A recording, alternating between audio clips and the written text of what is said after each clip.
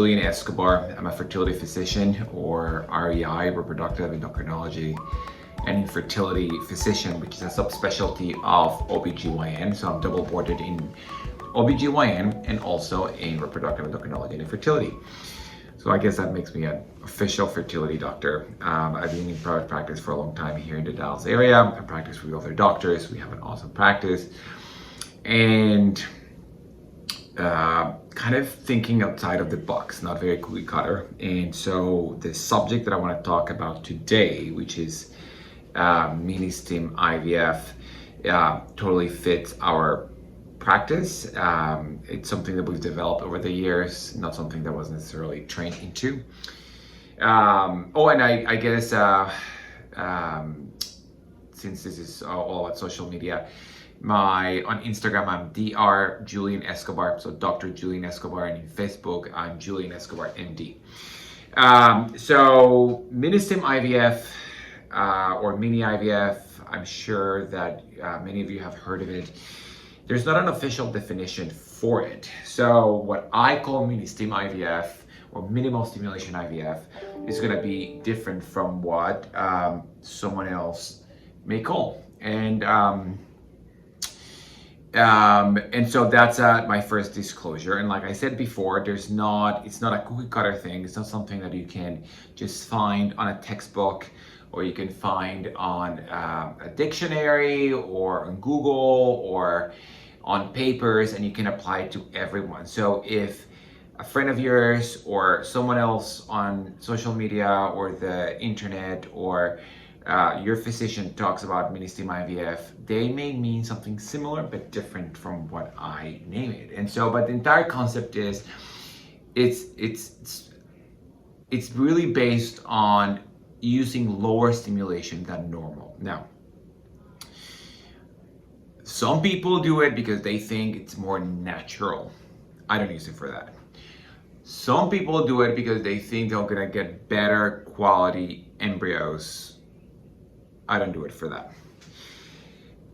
My philosophy, and so some other people's, is that if you need IVF or you want to do IVF and you can only produce 2, 3, 5 follicles a month, there's no way we can get 10, 15 eggs out of you, 20 eggs, even if we give you $7,000 worth of medication. So why would you spend all that money on medication that really you just can't make something out of something when there's nothing there? And so the concept is, especially as people get older and the egg count goes lower and the quality of eggs goes lower, they need more eggs to produce an egg. So if you're under 35, you probably need about 6 eggs to make a baby. 35, 36, 37, maybe 7 eggs to make a baby. 38, 39, maybe 8 eggs to make a baby, and you get the point. And so then what happens is the inverse also happens. As you get older, you have the ability to produce less eggs. And so many patients need IVF and they're 38, 39 years old, and their antral follicle count is 3, 4, or 5. So statistically speaking, they will need 2 IVF cycles or 2 egg retrievals to get enough eggs to get the baby that they want. Obviously, I've had it where 1 egg gives you your baby, and also I've had it where you get way more eggs than predicted and you don't get your baby, and that's just general IVF. You know, it's just, people are people. They're not computers. They're not machines. But most people fall within the bell curve, so we have a clear expectation. And you guys have seen it also. There's patients who on one cycle do a certain way and the other one do another, and it's the same person, same clinic, same treatment, and so there's variability. So the idea is, if you can only produce a certain number of eggs a month and you need more than that to either get your embryo or to get your euploid or chromosomally normal embryo, or to have your boy or your girl, or to have your 2 babies, then you need to submit yourself to multiple rounds. So in our practice, the typical MiniStim patient is a patient who can only produce, let's say, 3 or 4 or 5, and she needs about 10 or 8 eggs. So we say, you know what, let's just give you lower dose and different type of medications that are gonna work at least the same on you, if not better. Save all that money that would have gone into medications, and also we save you money because then they go into a protocol that is a retrieval, and transfer, as opposed to retrieval and transfer. And so there's a discount. So patients end up saving, I don't know, about $10,000 going through this. And our point is to get people pregnant. And so what we do is we do a combination protocol where we use injectables and pills. And my philosophy is that obviously the injections are IVF, so we all know that. But we are all, we know you guys are able to produce the same injections, hormones that are injected into your body, which is FSH and LH. And we can induce that by giving you medications such as Clomid or Letrozole. And so we can, one, inject you with the good stuff that we use for IVF, but also at the same time, we can have your body produce a lot of it. And perhaps it may work even better because you're releasing your endogenous LH and FSH in the ratios that work for your body, for your ovaries, they're glycosylated and folded the way the molecules would work for you. What you inject yourself that you buy in the pharmacy, which is the gonal F and the follistim, they're made in the lab in a cell culture, and these cells come from hamsters, I believe. And they're from ovaries of hamsters, and they've transfected or infused those cells with the gene for FSH in humans. And so they make those cells in the lab make FSH. They synthesize it and then they purify it, and that's what you inject yourself. And Menopur comes from purified menopausal gonadotropins, so purified FSH from older ladies, which are nuns, and they used to be from Argentina.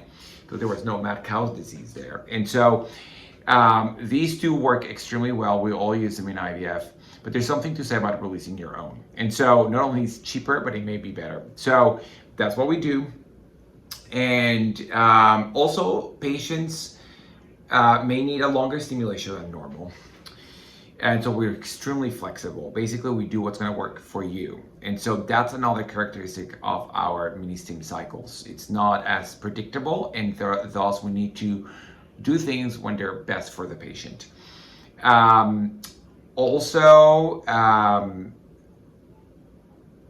So in any case, so that's kind of what we do. And so if you think about it, it's going to be an IVF cycle. You're going to get lower dose injections, which is going to cost you less money. You're going to have to inject yourself less, but you're going to take pills. You have similar monitoring with transvaginal sonograms and labs to see how your hormones are rising and changing and so forth. And then we get to the egg retrieval. We try to use a double lumen needle because it allows us to flush the follicles, and the idea or the hope is that we miss less eggs. And so by flushing your follicles, like if you miss an egg out of 20, you have 19, it's similar. But if you have 4 eggs and we only get 3, you've lost 25% of your eggs. And so again, we treat these patients a little bit differently, more carefully. Also, people are not machines, like I said before. Many women will come and they will have an antral follicle count of, let's say 5. And then they come ready to do IVF. Dr. Escobar, we're so ready, blah, blah, blah. And so they're ready. Well, we don't start them on IVF or stimulation if her antral follicle count is 3. And so that's key here. Like, we don't just do things for doing them. We catch a good cycle. Sometimes also the patient goes, well, I was thinking of going out of the city this weekend. And I'm like, well, your antral follicle count normally is 5, but now it's 10.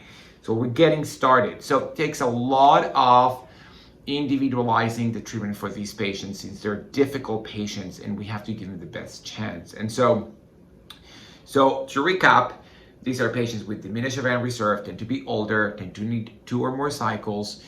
We want to really customize these cycles to them. We want to do what's best for them. They don't go into a conveyor belt, but we build everything around them. They get retrieved when it's the best time for them, not when it's convenient for us.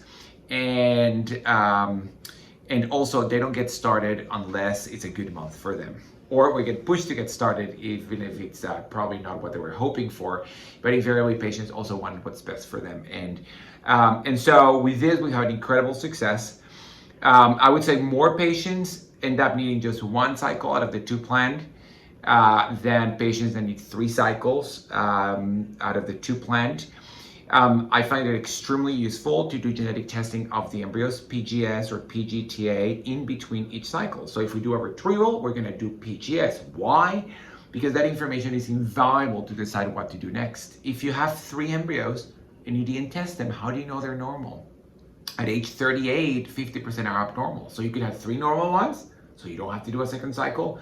You could have non-normal, so you need a second cycle. So it really helps us in the decision making. And so we do IVF, PGS or PGTA, IVF, PGS, PGTA, and an embryo transfer. Often these patients end up with just one embryo one embryo, because obviously they don't have too many eggs. Sometimes 2 and sometimes 3. But that embryo is extremely precious. There was so much work going into it, and so much time and patience and money and effort. And so then we paid extremely close attention to the implantation process. We don't just go say, okay, we're gonna do the same treatment that we do on everyone and hope it works for you. We usually do a thorough evaluation of the endometrial cavity and the endometrium and make sure that we're giving that embryo the best possible environment for it to become a baby. And so we do a practice run, we do a mock cycle, a practice cycle. We see how the endometrium develops. We see how the levels are of estrogen. We then do a hysteroscopy to make sure that we know perfectly that the cavity is gorgeous. A hysteroscopy is when we put a camera inside the uterus. And so then we get to see with our own eyes how everything looks. We do biopsies and to do a special stain that my pathologist does for us, where we look to see if there's inflammatory cells and signs of inflammation, which could be due to infection or something else, and we can treat that. And that would decrease pregnancy rates if it's not detected. We can detect little polyps and conceive an endometrium where the embryo implants is nice and pink and beautiful, like the mucosa of your mouth, or it's yellow and kind of void of life, or if it's super red like a bloodshot red eye. And so all those things will help us. Also, we can send the information